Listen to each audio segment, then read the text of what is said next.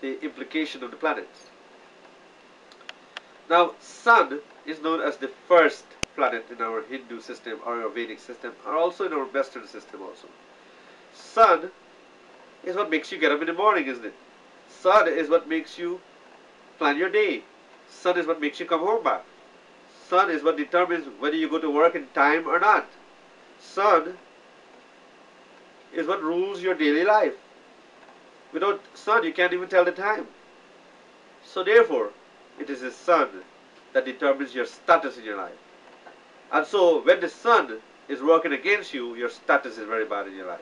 You lose your job, you lose your pay, you get no promotions and all these things. So when a person is having job problem, they have to pay homage to the sun or pay attention to the sun. And that means that person has a sun graha, or what you call Surya graha.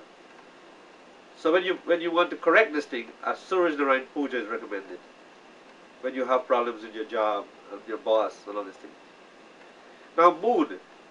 Moon is the one who determines your mind. You know when there's a high tide, what happens to the people in the madhouse?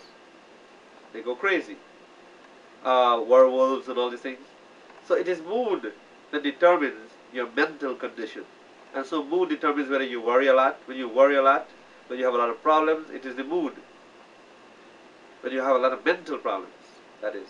And when you worry about somebody, it is the moon that causes that.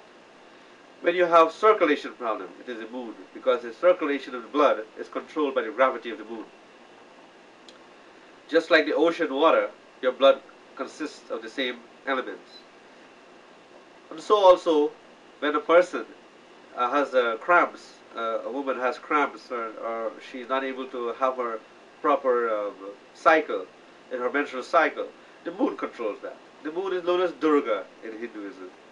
And so, when we have problems with our worries in our life, or we worry a lot, it is good to do Durga Puja, or what you call Sat Narayan Kata, which is also moon. And also, then we have Mercury. Mercury is known as the third planet, or is known as Buddha Devata in Hindu. Borrow money out, it is the left arm that gives it out. So here again, 11th house known as Aquarius, or it's also ruled by Uranus or Indra. And here in the 12th house, which is the final house, it is Pisces, number 12 sign, which is Pisces, is also ruled by Neptune, and also in some cases in Hinduism, they're saying it's ruled by Jupiter. However, I disagree with that. I say it's ruled by Neptune, because Neptune is known as Varun Devata and Ganga and all these things. And you'll find that people who have a lot of planets in the 12th house tend to be affected by emotion, and that emotion is what affects your spiritual self, and so sometimes you end up seeing spirits as a result of a lot of emotional breakdown, a lot of depression, and so that is why. And so Neptune is really the ruler of this sign. As I said, it is the planet that I believe affect the 12th sign, which is Pisces, or the 12th location. Neptune is also known as Varun Devata in Hinduism. Varun is emotion. Those, as you can see, are the 12 houses. Now, these 12 houses are representation of the 12 chakras, or the 12 sections of our body. Now, what I want you to do, I want you to first look at the chakras for a minute. Here, in this same chart here, if you look carefully, you'll see that this whole chart is also related to your whole life. It's also related to your meditation. It's also related to your spiritual life. It's also related to almost everything you do in your life. Now, bear in mind, we have not gone to the planets yet. Now, first of all, let's look at the head. Isn't the head where we have what you call the Sahasrara chakra? Isn't the head where you have what you call the third eye? The third eye of Lord Shiva? The third eye, or where you can see God? Isn't the head that is affected by everything in our life? When we worry, when we think, what we like, and everything is affected by this head. And so once a person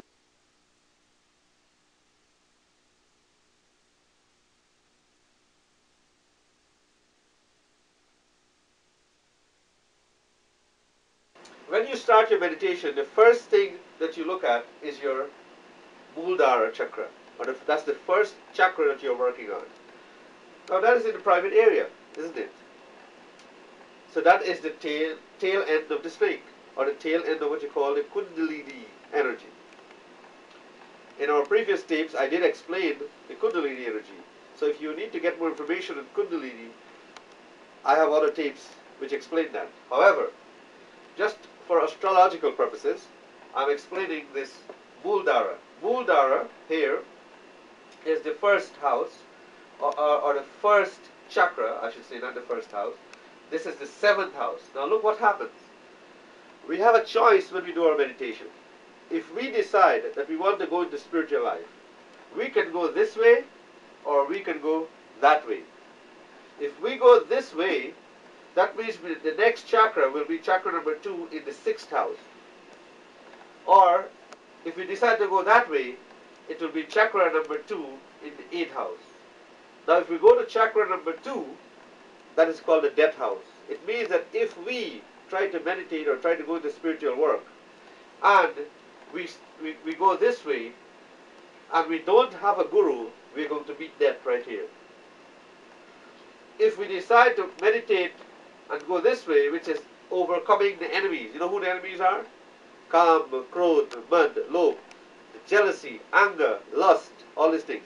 If we decide to overcome those things here, which are the enemy section of our body, then we're going to be able to reach right into what you call the 3rd chakra. So the 3rd chakra here will be the womb and the belly and everything. That relates to children and family. So as you can see, if we go this way, it's more to deal with, but it's a safer way. If we go this way and we are not able to overcome death, we can end up in a big problem here, because hell is right here. This is where hell is. So if you decide that you're going to go into spiritual work and you don't have a guru or you don't have a teacher to teach you, you're going to end up in the death section. Here also is chakra number 3, which is spiritual. But if you're able to overcome that death with the help of a guru, look what happens. You go straight to God. You go straight to God. That is the spiritual house. And so as you can see, these two here are very important. Now once you overcome family life, then you have to overcome food. You have to be able to overcome what you eat. You have to watch what you eat and everything. So that's chakra number 4. Once you're able to control what you eat, once you're able to control what goes into your stomach, then you might become a vegetarian or whatever. Then you're able to reach that chakra number 5. Now here, if we go the other way, you're going to go straight to God, but look what you have to overcome. You have to overcome job problems. You have to be able to deal with your job and assume your deal with your boss and all these things. If you can deal with that, then you'll go straight to income section or income chakra, which is called chakra number 5.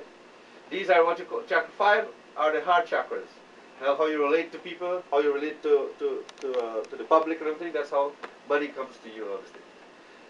And once you overcome the relationship with people, or you become very good with people, and everybody likes you, and you become very popular here in chakra number 5, then you reach chakra number 6, which is what you call material possession.